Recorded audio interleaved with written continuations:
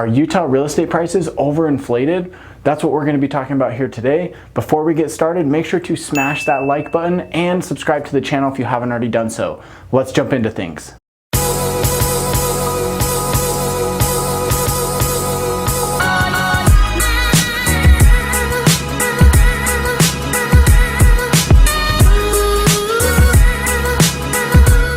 So let's talk a little bit about the current state of the real estate market here in Salt Lake City and what you can expect. I recently made an offer for myself on an investment property. It was for a fourplex. It was located in Tooele, which is in Tooele County, which is just west of Salt Lake City. This is a growing area. It's a little bit farther out of the city, but a lot of people live there and then commute into Salt Lake County for work. It's nice because you've got a little bit cheaper prices out there. The rent is a little bit cheaper and you can get more of a house and more of that small town feel living out there. So I recently made an offer on a fourplex that was out there. It was listed at $400,000. Now I made an offer on this place at $440,000. $40,000 above the asking price. That's 10% higher. And I still probably didn't even end up in the top 5 offers that they had. They had over 20 offers on this place and multiple cash offers. Now, the honest truth is that this property was probably listed a little bit low, at least in my opinion. I would have listed a little bit higher.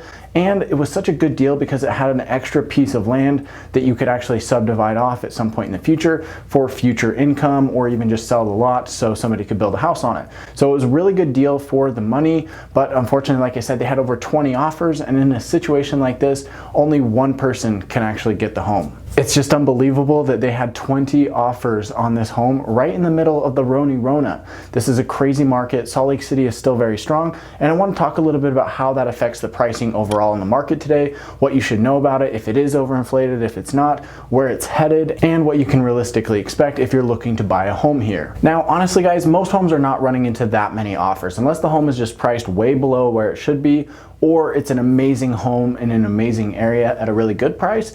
You're probably not going to be running into homes that have more than, let's say, maybe 5 offers. Now, 5 offers is still a lot. You know, it sucks to have to compete with other people for the home that you want to buy, but that's the harsh reality that we're in right now. There are a few reasons why the market is so strong right now, and in my personal opinion, why I think the market will continue to be strong in the near term and in the long term. And to be honest, I just see this continuing to be the case for Utah as a whole. I think that any potential upcoming recession, Utah is going to be in a better position to weather that storm a lot better than other states. Fortunately, here in Utah, we have people moving into the state, we have jobs coming into the state, and we have a very economic and business-friendly attitude here. So I see a lot of people moving into the states, especially if we go into that recession. I see more people leaving California. I see more people leaving the Northeast, or let's say Seattle or Portland, and coming to a cheaper place to live here in Utah, where there's still a lot of good opportunity to earn a high salary as well as have a great quality of life. As people continue to buy homes and move into the area,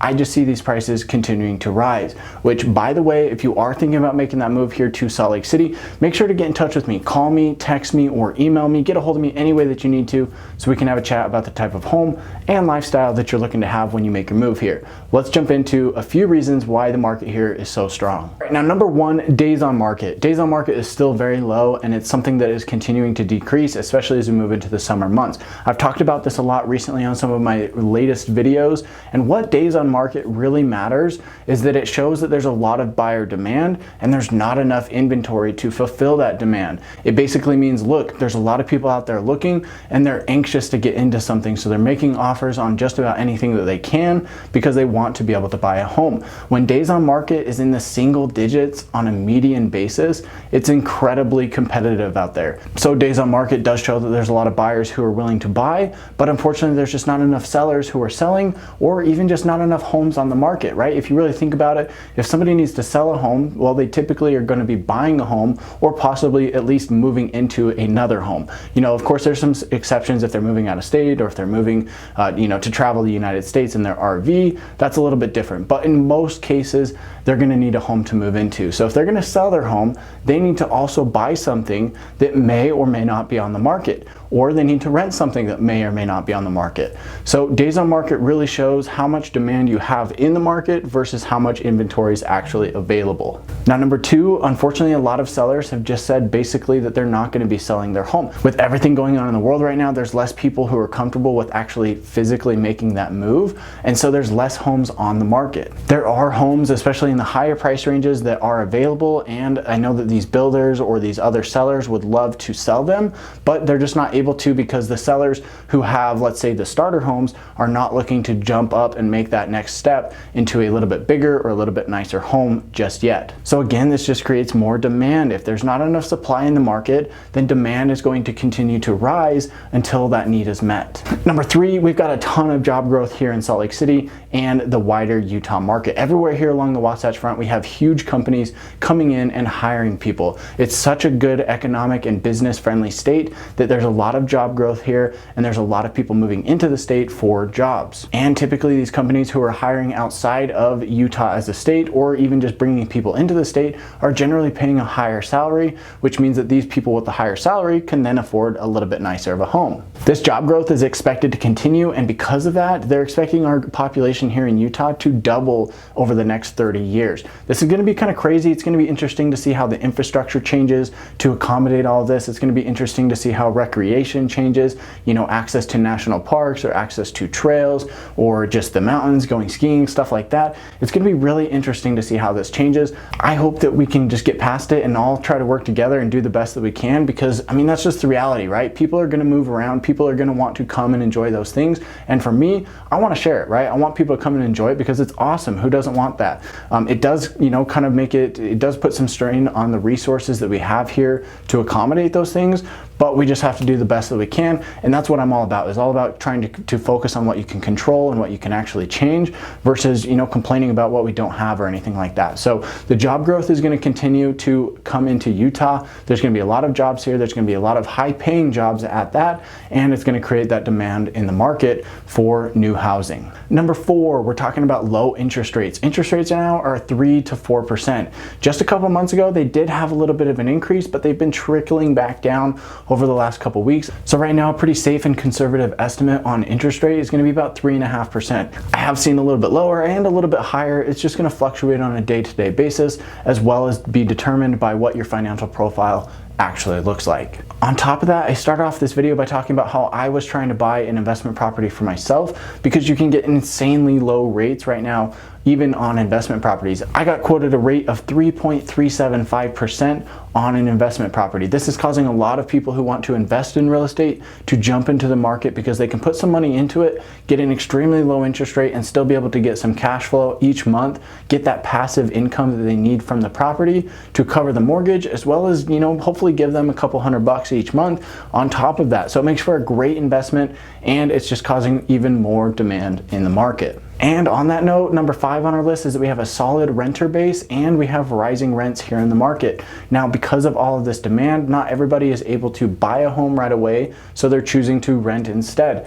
Well, in the rental market, there's also a shortage of these affordable housing prices. So once again, that's causing more demand. So I'm giving you all of these reasons about why there's demand in the market, and I think that that's why the prices are continuing to rise here in Utah. At least that's why they have been over the last couple of years. So far this year, they've been mostly flat, but I do think that over the next couple of years, they will continue to rise. So are they overinflated? I think that, in my opinion, I will say yes, they are high, but honestly, I expect them to rise even higher. I think this can be a little bit difficult for people to stomach because even just a couple of years ago, prices were drastically lower. So we're looking at prices for what they were just a couple of years ago, and now we're looking at prices of what they are today, and we've seen a huge increase. It'd be kind of like if you were able to buy a gallon of gas for $2.50 a couple of years ago, and now you're paying $4, right? Everybody's going to complain about that. Nobody wants to pay that, but it's a supply and a demand situation. And number 6 on our list, this is one that I know I'm going to get flack for. I know that there's going to be somebody who's local who's going to leave a comment in the comment section below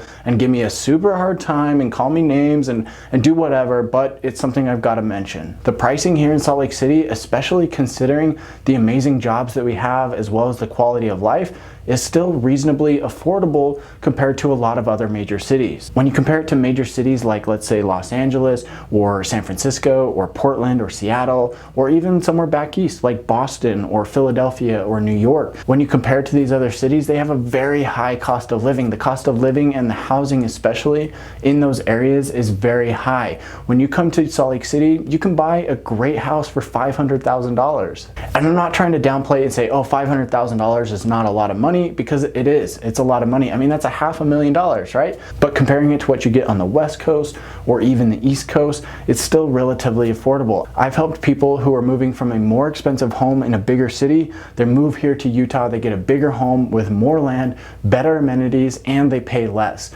So the pricing here is still relatively affordable compared to these other major cities. I know that doesn't apply to everybody. I know that for the people here locally, it can still be a hard pill to stomach, but it's the harsh reality of what we're currently facing. So are prices inflated? Are they not? I think that they're high, but I do think that they will continue to be that way. And that's the exact reason why I'm continuing to look for investment real estate to purchase myself. If I'm still investing in the market, I think that you should too. Making a move here to Salt Lake City and buying a home, in my opinion, is going to be the right decision, especially if you're looking to stay here for the long term. Let's say that even if you're not, let's say you want to move out of state after a couple of years, or you're not sure if you're going to put down roots here, no problem. Maybe you can buy a house and then you rent it out after you leave the state. You can always have a great real estate investment here in Salt Lake City, even if you don't end up staying here yourself. So guys, that wraps up the video. Thank you so much for watching. I hope this was helpful for you. This is, again, just kind of my opinion on the subject, a little bit of me ranting about what's going on in the market, and I hope it was educational for you. If you did like this video, please give me a thumbs up. Don't forget to subscribe to the channel, and don't forget to get in touch with me if you're making that move here to Salt Lake. You're going to see some videos pop up on the screen here now. Make sure to check these out to learn more about what it's like to actually live here. Thanks for watching.